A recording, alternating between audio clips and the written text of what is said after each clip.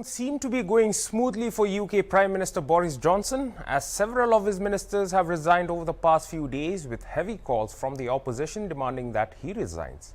Well, this call is not only from the opposition, but from his own party members themselves. With the entire backlash, PM Johnson has finally agreed to resign.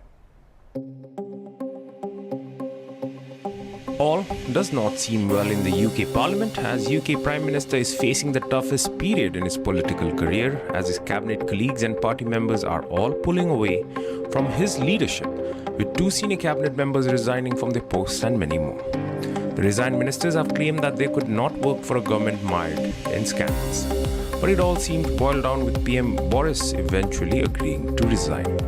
The melting point to the turmoil was when the Chancellor Rishi Sunak and Health Secretary Sajid Javid resigned from the government, saying they are no longer having the confidence in Boris Johnson to lead the country. Chancellor Rishi Sunak said that the public expected government to be conducted properly, competently and seriously. Health Secretary Sajid Javid echoed this, saying the government was not acting in the national interest. The resignations came minutes after the PM apologized for appointing MP Chris Pincher to a government role.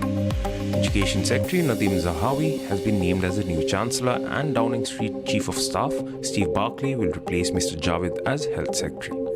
British Prime Minister Boris Johnson was still clinging to power, having defiantly responded to calls from his loyalists to step down by sacking a minister and former top ally. But after the resignation of Sunak and Javid, more than 40 ministers and aides, including 3 cabinet members, have quit the government since late Tuesday, with resignations continuing to trickle in overnight. Over his tenure as Prime Minister, Johnson's reign was marked with scandals, but the scandal that led to his upheaval was sparked by revelations that Johnson appointed Chris Pincher into his government despite knowing of past allegation of sexual misconduct. Pincher, the Conservatives' deputy chief whip, resigned last week after allegations that he groped 2 guests at a private dinner.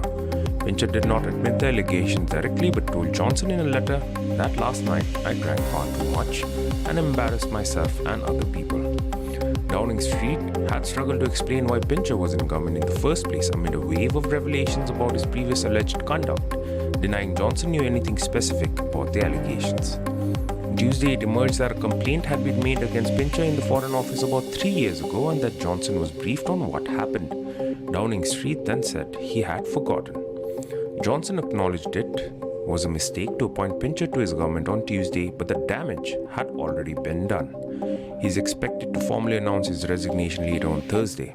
The move came after days of high drama and a steady stream of resignations from his cabinet since Tuesday, and just minutes after his newly appointed Chancellor to replace Rishi Sunak wrote a public letter calling for him to go now. Nadeem Zahawi, the Iraqi origin minister, seen as the frontrunner to replace Johnson in 10 Downing Street, wrote a damning letter which openly questioned his boss's authority and demanded his exit. While not officially resigning from his new cabinet post, the 55-year-old minister said that the time was up for Johnson.